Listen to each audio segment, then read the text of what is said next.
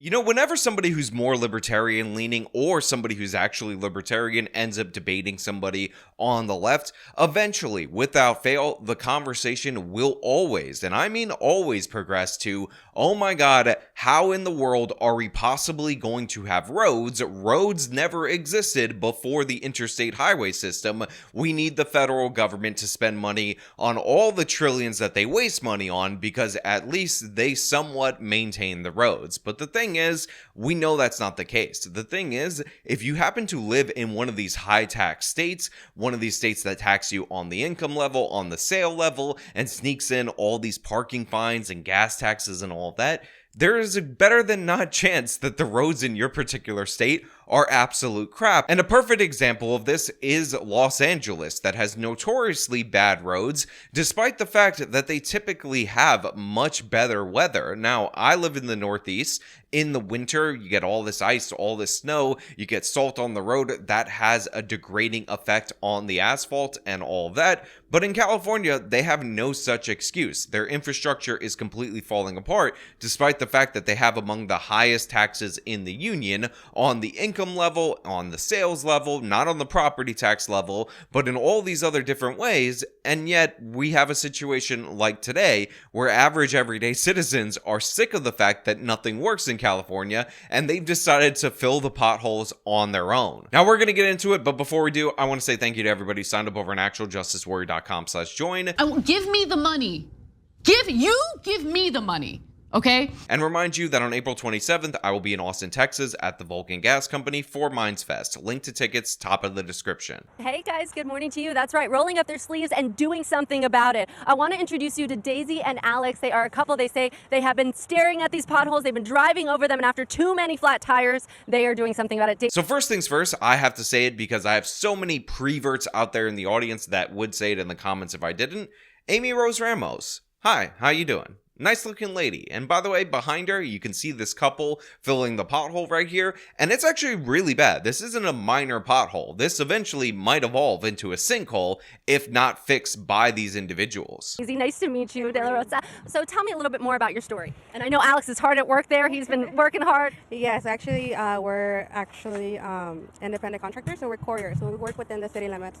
You're driving around all the time. Driving around all the day long. So the thing about us is that we've gotten into so many arguments, coming to broken suspensions, flat tires, broken axles, maintenance around the vehicle. So practically everything that we were earning, it was becoming money to fix the car. Yeah, going straight into those new tires. Exactly. So I just want to say right off the bat, I love the energy of this couple right here. These are people who have to drive across the city for work, something that the left-wing Democrats are making infinitely more difficult by the day. They're doing so here in New York City. They're doing so in the state of California. They already have the highest gas tax. By the way, gas tax is supposed to go to the road. So you'd think the highest gas tax would lead to something like this. Also, California mandates a special blend that raises the price of gas higher than any state in the union. We recently had gotten a new vehicle, and for that vehicle, we already went through 3 sets of tires. So, it's not economical.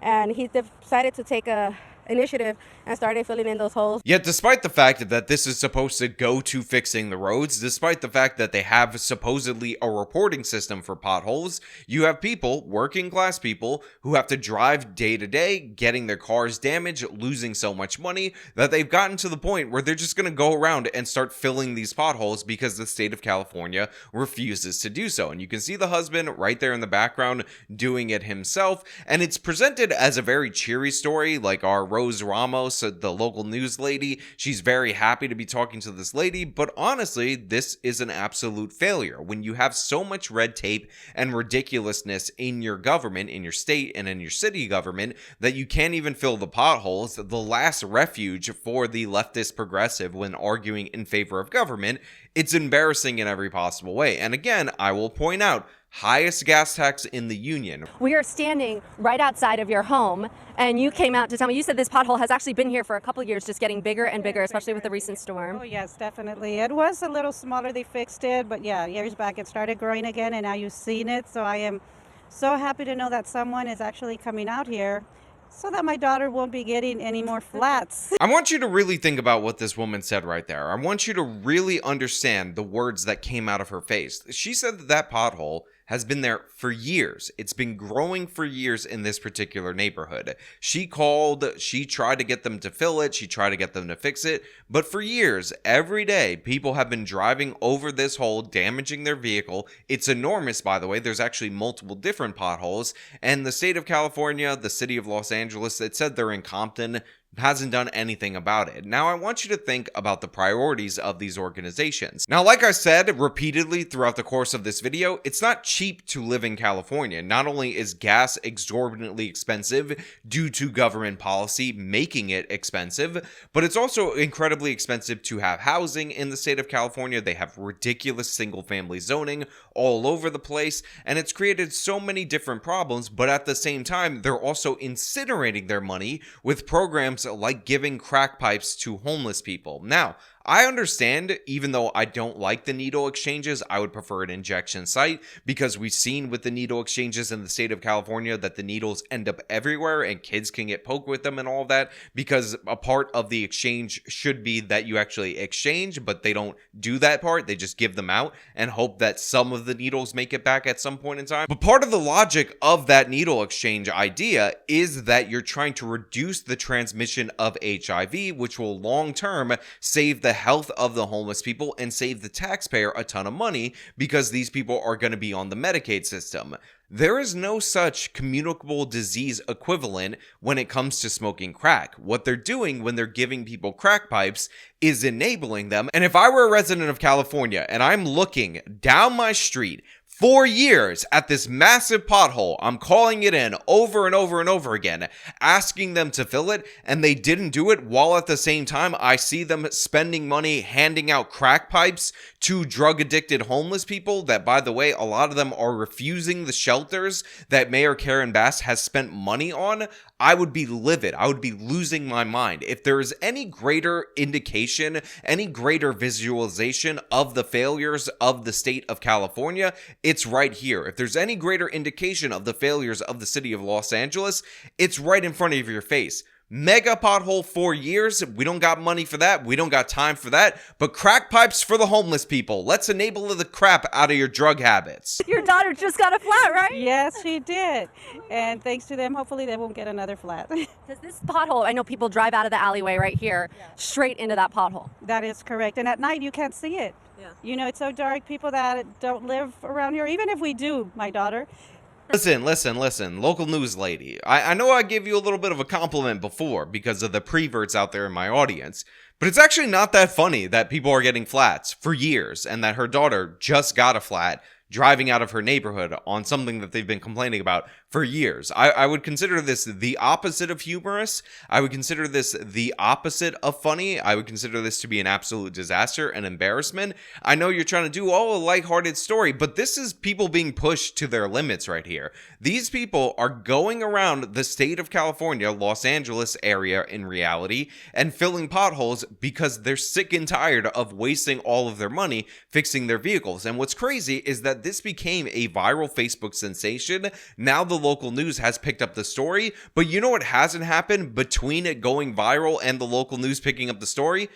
Any of these potholes being filled by the state of California, by the city of Los Angeles. It's not actually changing anything. They're humiliating the government, but in no way, shape, or form has the government made any move to fix the problem, thus lessening the humiliation. I mean, that would cut into their crack pipes for the homeless budget, and we have to make sure the homeless people got their crack pipes. Forget that, you know, there's a pothole there and there's another tire there. So thank you guys.